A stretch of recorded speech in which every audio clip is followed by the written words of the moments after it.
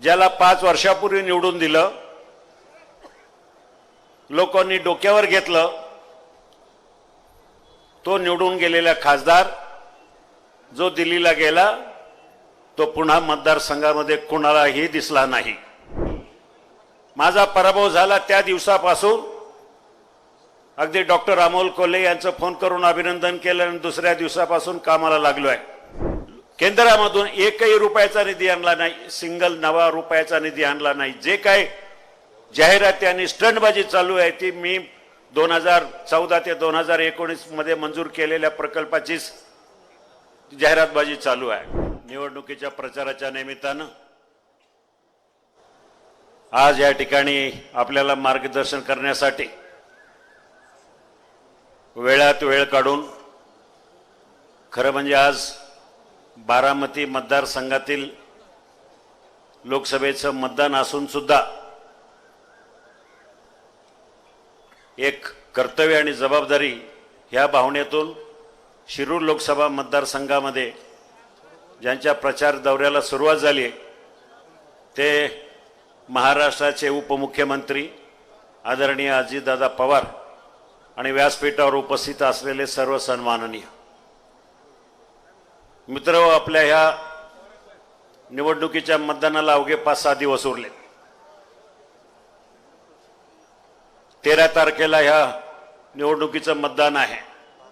गेल्या 3-4 महिन्यापासून शिरूर लोकसभा मतदारसंघ तसा चर्चेत होता। या ना त्या कारणानं लोकसभेमध्ये चर्चेत असलेला मतदारसंघ आणि ह्या मतदारसंघामध्ये 2 प्रश्न प्रामुख्याने समोरचे येतात। ज्याला 5 वर्षापूर्वी निवडून दिलं, लोकांनी डोक्यावर घेतलं, तो निवडून गेलेला खासदार जो दिल्लीला गेला तो पुन्हा मतदारसंघामध्ये कुणालाही दिसला नाही। आणि माझा पराभव झाला त्या दिवसापासून अगदी डॉक्टर अमोल कोल्हे यांचं फोन करून अभिनंदन केलं आणि दुसऱ्या दिवसापासून कामाला लागलोय। ते कुठल्या अपेक्षेसाठी नाही, महत्वाकांक्षेसाठी नाही, पुन्हा खासदार व्हायचं हे मनामध्ये फारसे काही हे नसताना सुद्धा फक्त आणि फक्त लोकांच्या सेवा करण्यासाठी मी पुन्हा कार्यरत झालो। पराभूत होऊन सुद्धा मला मतं पडली 5,78,000 आणि विचार केला की 5,78,000 लोकांना कुठं वाऱ्यावर सोडण्यापेक्षा मी त्या लोकांनी मला गेले 20 वर्ष सांभाळलं, 20 वर्ष आशीर्वाद दिलं, मोठं केलं, त्या लोकांना असा तडकाफडकी सोडून मी जाऊ शकत नाही। काही झालं तर मी लोकांच्या सेवेसाठी उपलब्ध राहील। आणि त्या दिवसापासून ठरवलं, सगळा प्रपंच असेल, धंदा पाणी असेल, सगळ्यावर पाणी सोडलं आणि पायाला भिंगरी लावून संपूर्ण मतदारसंघातल्या प्रत्येक गावामध्ये, प्रत्येक वाडी वस्तीमध्ये जाऊन गेलो। कोरोना काळामध्ये वयाची हे न पाहता, तब्येतीचं इकडं न पाहता, अगदी कातरच्या घाटापासून नाणे घाटापर्यंत जिथं जिथं लोकांना गरज पडली तिथं तिथं लोकांच्या मदतीसाठी धावून गेलो। कुणाला हॉस्पिटलमध्ये बेड उपलब्ध करून देणं, कुणाला औषधं उपलब्ध करून देणं। आणि हा इतका मोठा मतदारसंघ, इथं हातावर पोट करून करणारे बरेचसे कामगार मंडळी ज्यांचं एका दिवसाचं उत्पन्न त्या दिवसासाठी पोटापाण्यासाठी खर्च करतात, अशा लोकांचा पोटापाण्याचा प्रश्न होता। मी माझ्या माध्यमातून कोरोना काळामध्ये जवळजवळ 20-25 ट्रक धान्य त्याच्या कोरोना काळामध्ये किट बनवल्या आणि घरोघरी पोहोचवल्या। हे माझ्या दृष्टीने मला काय पुढे राजकारणात मोठं व्हायचं म्हणून नव्हे, तर ज्या जनतेने मला 25 वर्ष 30 वर्ष सांभाळलं त्यांच्यासाठी मला काहीतरी करता येईल। अगदी आदिवासी भागामध्ये, जुन्नरचा आदिवासी भाग असेल, आंबेगावचा आदिवासी भाग असेल, खेडचा असेल, अतिवृष्टीमध्ये कोणाची घरं जळाली, घरं वाहून गेली, आगीमध्ये घरं जळाली, आदिवासी भागातला शेतकरी रस्त्यावर आला, उघड्यावर आला, अशा ठिकाणी मी घरं उभं करण्यासाठी स्वतःच्या खिशातले पैसे खर्च करून प्रपंच उभं करण्याचा प्रयत्न केला। विषय एकच होता की ह्या जनतेला कोणीतरी वाली हवाय। पण आज मी पाहतोय निवडणुकीला उभा राहिलोय, हे फक्त आणि फक्त मला खासदार व्हायचं आणि खूप काही मोठं व्हायचंय, मला करिअर करायचा हा माझ्यातला विषय नाही आहे। परंतु पराभव झाल्यानंतर मी जी काही कामं, माझ्या ड्रीम प्रोजेक्ट होते आयुष्यभरामध्ये जे काही मला महत्त्वाची कामं करायची होती ह्या मतदारसंघासाठी ती कामं पूर्ण करण्यासाठी पाठपुरावा सुरू केला।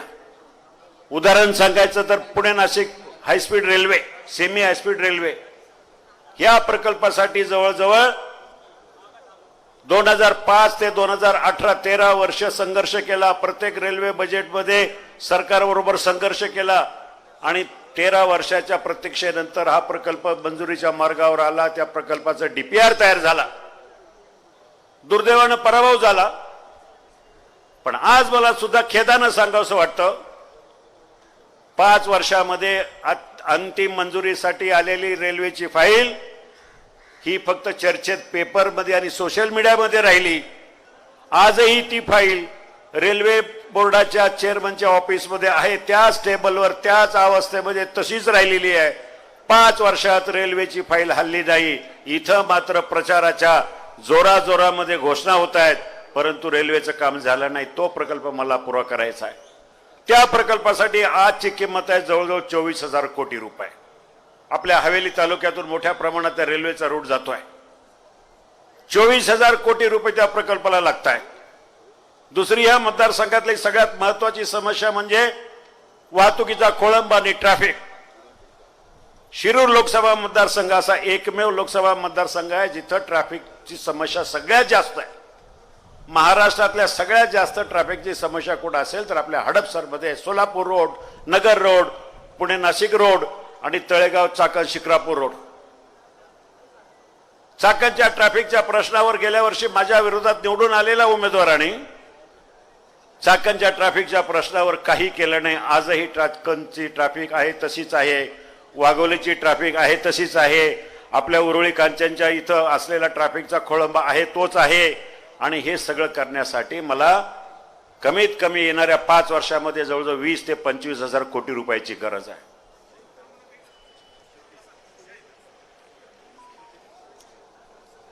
एकंदरीत जर बघितलं तर 45 ते 50,000 कोटी रुपये जर शिरूर लोकसभा मतदारसंघासाठी लागत असतील तर ते केंद्र सरकारच्या माध्यमातून केंद्रामध्ये येणाऱ्या सरकारचाच त्यांच्याच विचाराचा खासदार असला तरच ते निधी मिळू शकेल।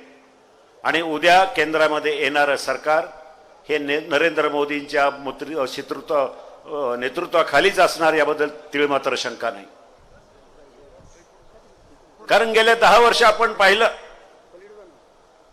ह्या भारत देशाला खऱ्या अर्थानं कर्तृत्ववान पंतप्रधान मिळाले असेल तर नरेंद्र मोदी।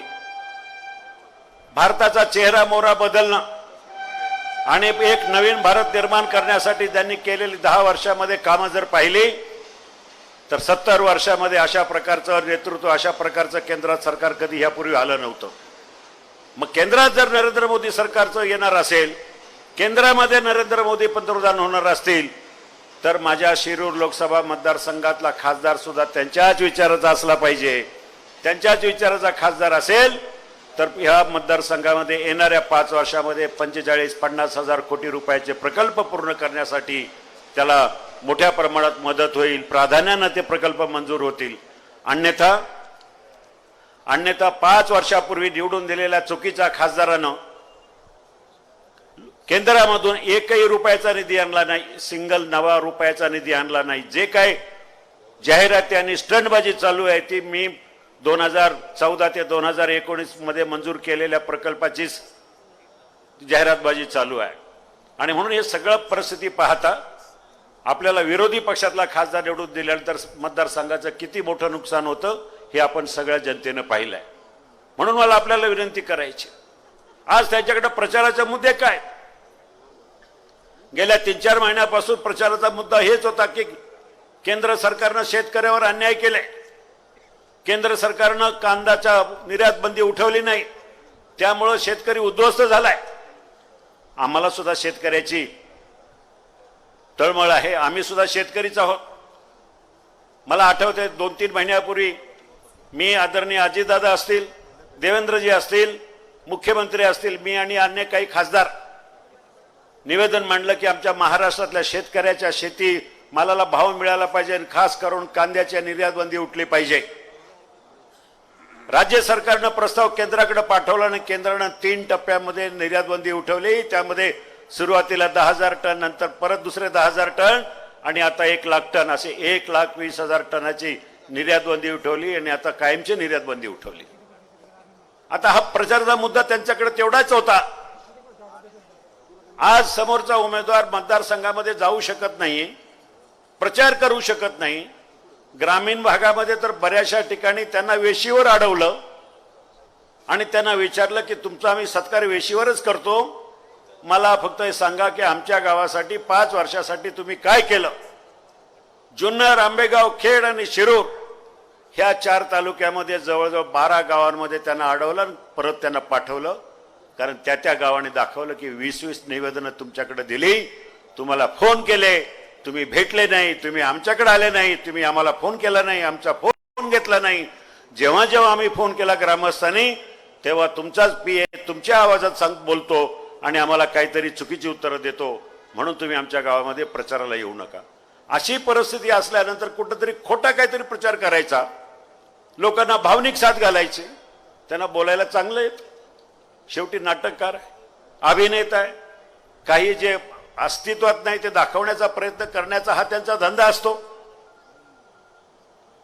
कामं केल्याचा अभिनय करण्याचा त्यांनी प्रयत्न केला, विकास कामं तर केली नाही, परंतु विकास कामं केल्याचा अभिनय त्यांना चांगला जमतो. आणि म्हणून कुठेतरी आता भावनेचा आधार घ्यायचा, निष्ठा म्हणून सांगायचं, स्वाभिमान म्हणून सांगायचं. मला आवर्जून सांगावं वाटतं की ह्या माणसाने निष्ठा आणि अमोल कोल्हे याचा जाती मात्र काडी मात्रही संबंध नाही. कारण ज्यांनी 5 पक्ष बदलले त्यांनी निष्ठेच्या गप्पा शिकू नये. सगळ्यात मोठा महागद्दार म्हणजे अमोल कोल्हे आहे. अगोदर मनसे, नंतर शिवसेना, नंतर राष्ट्रवादी आणि मध्येच भाजप बरोबर जाऊन आम्हाला घेता का अशा प्रकारचा प्रयत्न करून शेवटी ज्या वेळेला अजित पवार गट एक वेगळं झाला त्यावेळेला तिथं जाऊन त्या 40 आमदारांच्या बरोबर मिठ्या मारून आता आपण सत्तेत आलो अशा प्रकारची घोषणा करणारा हा माणूस दुसऱ्या दिवशी पुन्हा नव्या पक्षात गेला. अशा माणसानं निष्ठेच्या गप्पा करू नये. माझी निष्ठा माझ्या मायबाप जनतेशी आहे, माझी निष्ठा माझ्या लोकांशी आहे. आणि म्हणून काही मुद्दे नसताना निवडणुकीला जाण्यासाठी काहीतरी चुकीचं संभाषण करायचं. आता काय तर म्हणे माझ्या लोकसभेच्या काळामध्ये मी जे प्रश्न विचारले ते माझ्या कंपनीच्या फायद्यासाठी मिळाले. अरे माझा कंपनीचा धंदा, मी तर 20 वर्षापूर्वीच कंपनीमधून राजीनामा देऊन रिटायर झालो आहे. माझ्या मुलांना ती कंपनी सांभाळली, त्यांच्या कष्टाने सांभाळलेली आहेत. अशा प्रकारचे घाणेरडे आणि प्रकार माझ्याकडनं कधी झालेलं नाही, तुम्ही सगळे जनतेने पाहिलं आहे.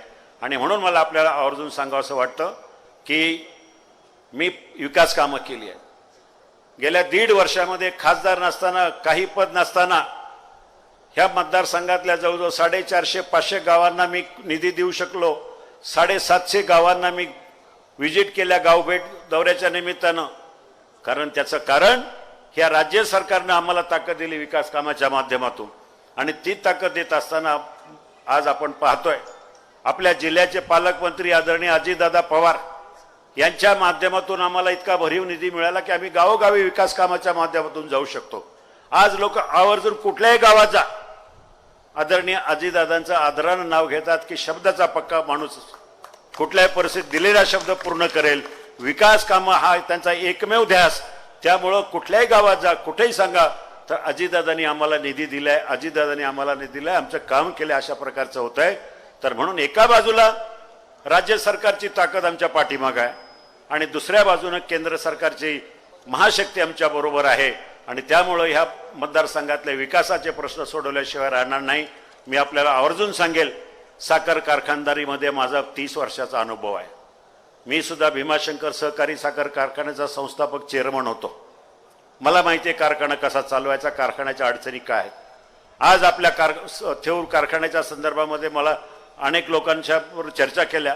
सगळ्या शेतकऱ्यांच्या मध्ये एकच आवाज आहे की आमचा कारखाना चालू झाला पाहिजे.